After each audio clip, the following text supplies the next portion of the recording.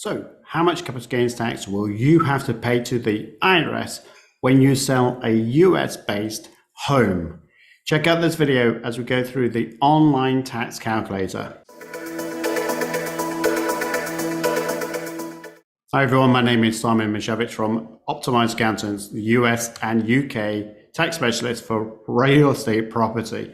I want to talk about the capital gains tax calculator for the United States. There's a couple of capital gains tax calculators for the UK as well as the US, but there's some other calculators you might want to use for the US as well. So feel free to use those. But we're going to focus on real estate capital gains tax for residential property. Now, this is in case you sell a home. Okay, so first of all, let's go through the question sets that's going to be asked here and why they're being asked as well.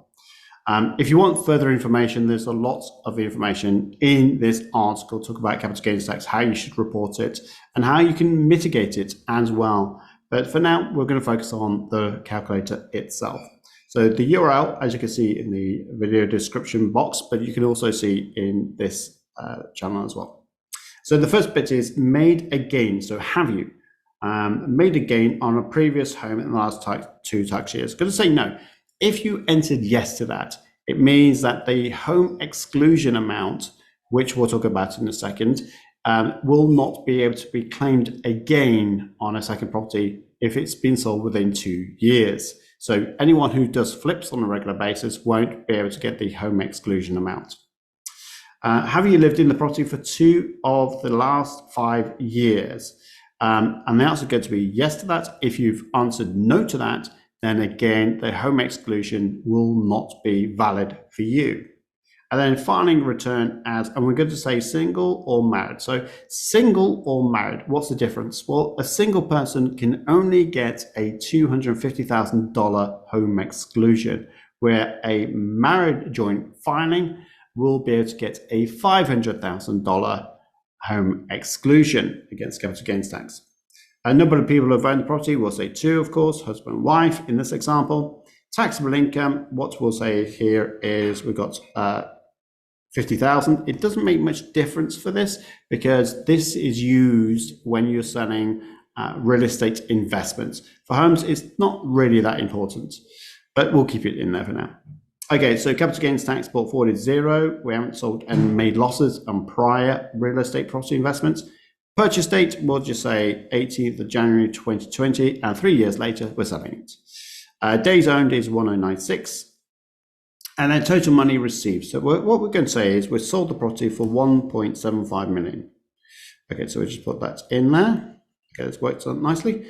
Less sales on the sale, so we'll talk about $10,000. Less purchase fees. So how much is done by the property? Now, what I'm going to say here is, let's imagine that we bought the property in a low market and we're selling it at a high market, therefore we've got substantial gain. That's why I want to show this calculator. So what we'll do is we'll say we bought this property for 650,000. Okay, that goes in there. Less purchase fees, again, we'll put in 5,000 and we'll put refurb as 0. Now, refurb cost is where you've done something nice to the property, is added value. So you add that in as well. Make sure you have all your receipts applicable and in evidence in case of an audit. Okay, so here we've got total cost of 665, which is just adding all those numbers up. No depreciation. There is a what's this page? This is only used if you're selling an investment as opposed to a home. So I'll ignore that, and it shows you a profit of 1085. So straight away, what it's saying is that you've got 1085 as a profit. £500,000 is the home exclusion, which again, there is a what is this page. So feel free to read that if you want more information. How to show this on your tax return. There's nothing against ordinary income.